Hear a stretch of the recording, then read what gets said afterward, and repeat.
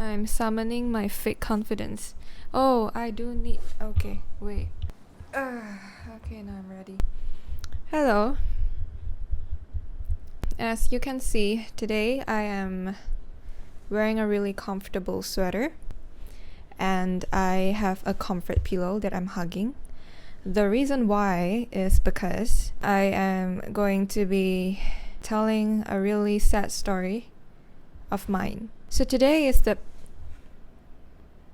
6th of September, and I am currently in a really confused state of not knowing where I will be 1 month later. Oh, let me move the frame. I'm showing like junk. Okay. Shh. Okay. So yeah. As you can see from the title, today we're going to be talking about UPU. And so, firstly, I figured that I should introduce what is UPU, although you probably clicked in knowing that, but just in case. So, what is UPU? We shall Google. Okay, good. According to EduAdvisor, UPU, the full name of it is Unit Pengambilan University. So, it is the gatekeeper of public universities in Malaysia and has a reputation of being the bearer of frustration, nerves, and anxiety. So spot on. Okay, so what is UPU? From my perspective, UPU is a really confusing system, portal, application system. So the typical routes, being a Malaysian student, graduating from high school, a government high school, and having to finish your SPM, is that if you have good grades, then you probably have applied to the matrikulation course in Malaysia, and if your grades are good enough, you will be accepted into it, in which case I wasn't. Other than matriculation, a lot of people also go for Form 6. So continuing your studies in a high school where you continue in the 6th form. I didn't choose this route because I knew that STPM, which is the exam you'll take when you're in Form 6, is a really hard exam.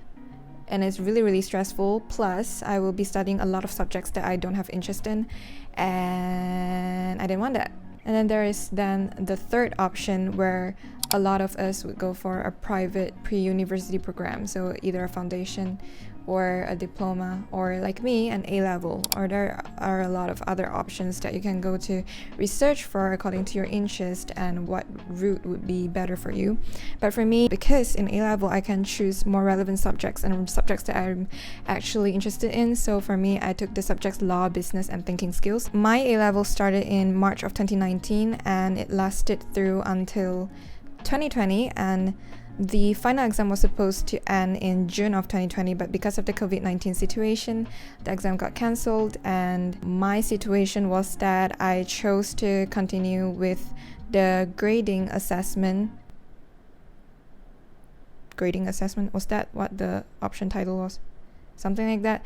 So basically, I let the CIE decide my grade by doing some Einstein calculations, and so that was what happened to me for A-level. And I think that this video would be the most relevant and helpful for you if you also took A-level, because I'm going to discuss about a lot of problems that I have faced because I took A-level. Ultimately, being an A-level graduate would mean that you would have to go through more complications and more uncertainty in the process. Firstly, let's talk about the UPU portal, or the UPU application system. The portal opens for this year, 2020. It opened on 24th of February to 16th of April 2020. This timeline is basically the same for every year. It starts in like mid or end of February and it lasts through until April. The system, it's basically filling in forms and also uploading documents, the pages for you to fill in your information and all that. It's quite self-explanatory, but I'll just say some important stuff that you should know. Knowing this would make your application a little bit easier. So firstly, among filling in the information at the end, you would also be required to upload documents. Dokumen yang telah disahkan. So basically, you need to certify your documents. How?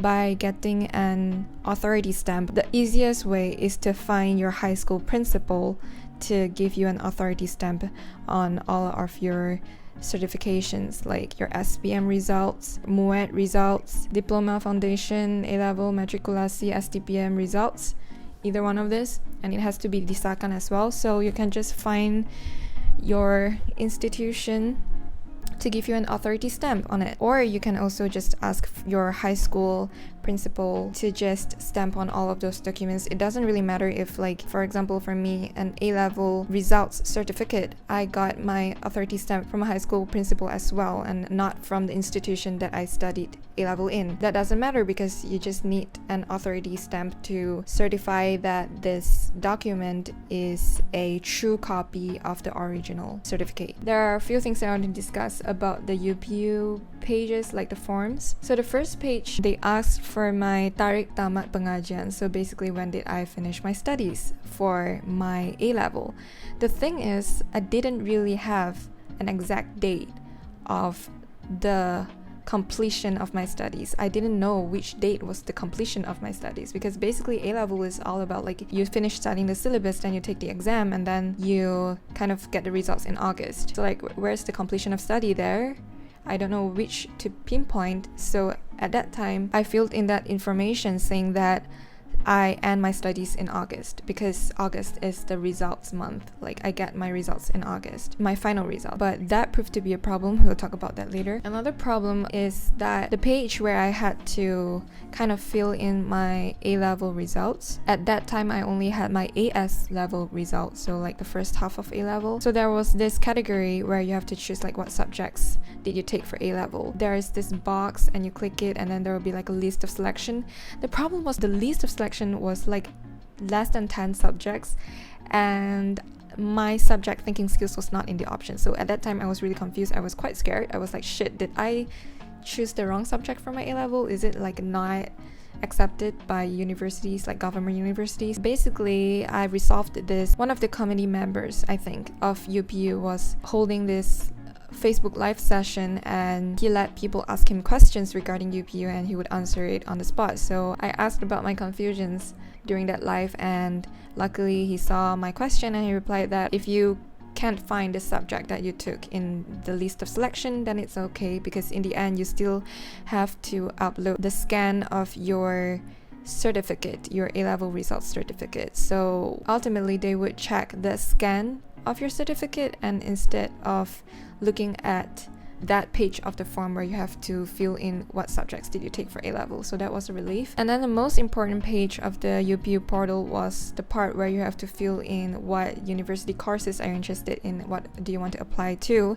and you can fill up to 12 courses, but for me I only filled up the bare minimum of 5 or 6 courses. Yeah, 6 courses. That was the bare minimum. Honestly speaking, among the 6, only the top 2 are options that I really want to go to, because I have already decided that I want to continue my degree in law. I was basically left with 2 choices in the UPU list of government universities, and naturally those courses require interviews. So the universities, they get back to us on the first week of June, as in whether or not you got the interview for courses that do require interviews. Among the 2 of my main options, one of them rejected me. Hi, so I forgot to mention in the video when I was filming, the one that rejected me, I called to the university, the law faculty, and I asked them why was I rejected, and they checked my application and they gave me the reason that it was because I said that my tarik tamat pengajian, the problem that I mentioned earlier, my tarik tamat pengajian, I put it in August, so technically when they were filtering my application, at that time I haven't finished my studies. I don't know how legitimate that reason is, but they say that's the reason why I was rejected. Yeah, I don't actually know how you can come around with that one, but just be careful. That might be a problem why you would be rejected.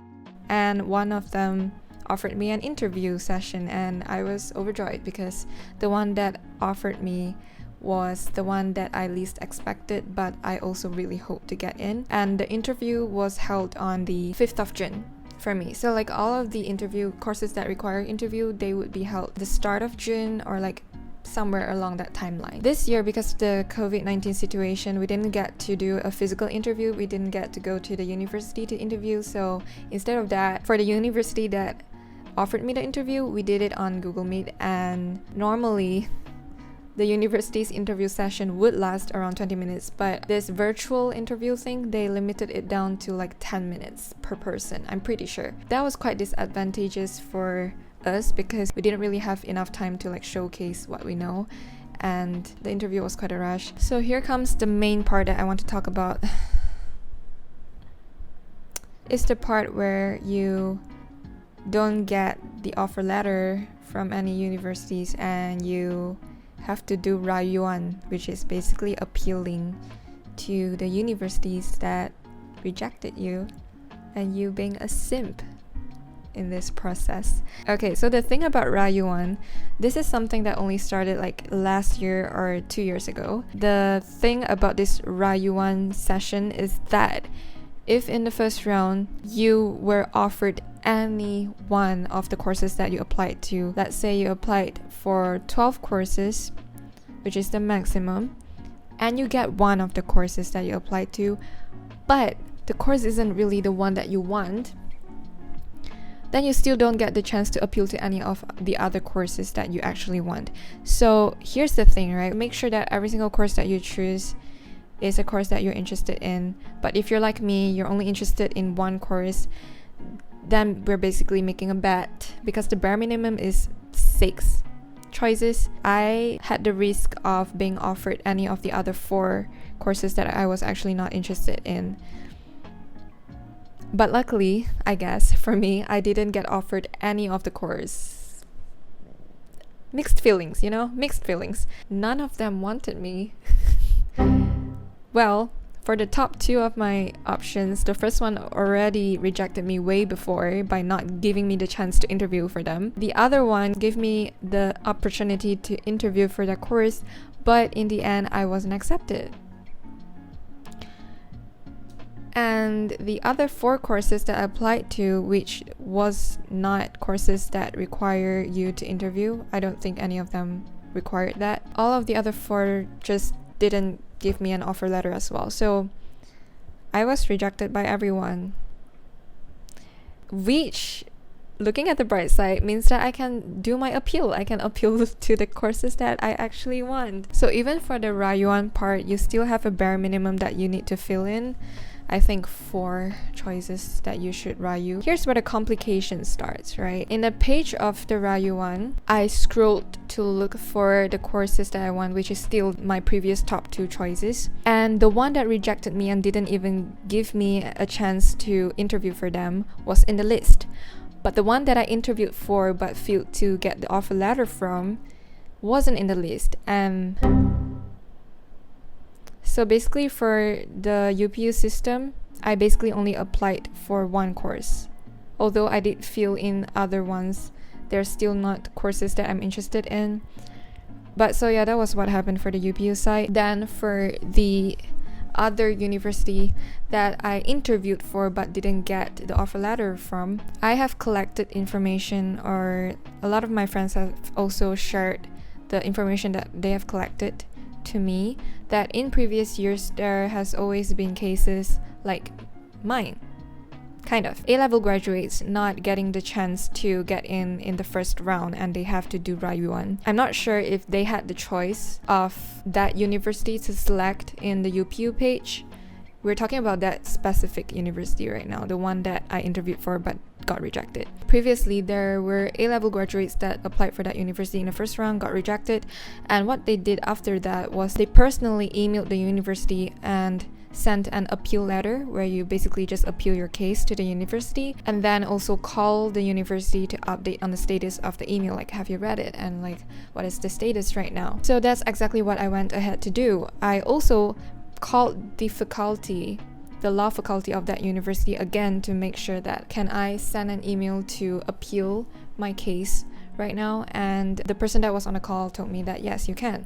So I emailed the university's law faculty. In the end, my email was forwarded to their undergraduate student admission department several days after I called that department to update on my email's status. And then the person on the other end of the call, she tried to calm me down when I appeared to be really confused. she said that, "I'm sorry, but we don't accept Rayuan through email like this." And I said, "But I didn't get to choose your course in the UPU Rayuan page." And she said, "Well, if our course wasn't there for you to choose, it is either our course admission slots is full or your results don't meet our requirements." Yeah, that kind of just happened. And then I was really confused because that's different from what I was told. That's different from what I've heard. So basically, what I want to say about this experience is that the most important thing to do if you end up being like me, not having to choose to appeal to the course that you want to in the UPU Rayuan session, or you were given a course that you actually didn't want, and then you lose the chance to appeal to any of the courses that you actually want, then my advice for you is to just call the university's student admission department directly or email them, and you either email them to ask about what you can do at that point, or you call them to ask about that, because it saves you a lot of time and saves you a lot of confusion as well. That department is the department that takes care of this process entirely, so they would be the one that know exactly what you can or cannot do. So that's basically my story of UPU. Honestly speaking, I'm quite exhausted, but just to be clear and to let you know my situation right now, currently there are 3 possible outcomes for me. Firstly is that my Rayuan to the university that didn't give me the chance to interview would pass and I can interview for them and hopefully they would accept me. Or the university that rejected me after interviewing me, I applied for their open channel or direct intake, which basically means that if I get accepted into this direct intake, I will be attending the lessons like any of the other students that went through the UPU process and got accepted. I would be sitting in the same classes with them, listening to the same lectures.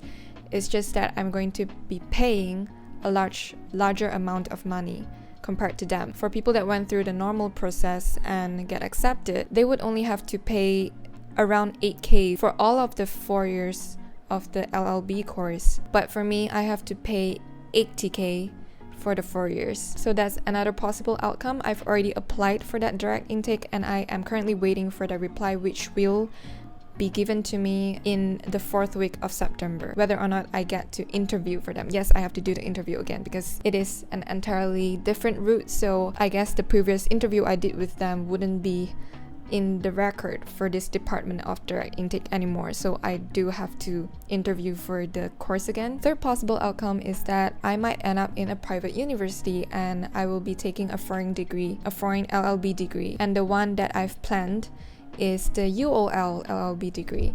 So that's the third possible outcome. I just want to say that even though I really don't know where I'll be in 1 month, but I just wanted to make this video regardless of that, and hopefully it would help you to get to know the process better. Hopefully your process will be smoother and hopefully you'll know more of what to expect. There's a lot of uncertainty in this system. You have to be very patient throughout the process and always be very proactive in looking for ways to go around if it doesn't go well for you. So I wish you the best of luck for your UPU application process. And since I am planning to continue this YouTube channel of mine throughout my degree, I would probably be less active than now in terms of uploading, but I'm planning to maintain it, to sustain the channel. And so that would mean that I will update you guys here where I end up in a month. So that's it for this video. Hopefully it was helpful for you and hope you have a nice day. Bye.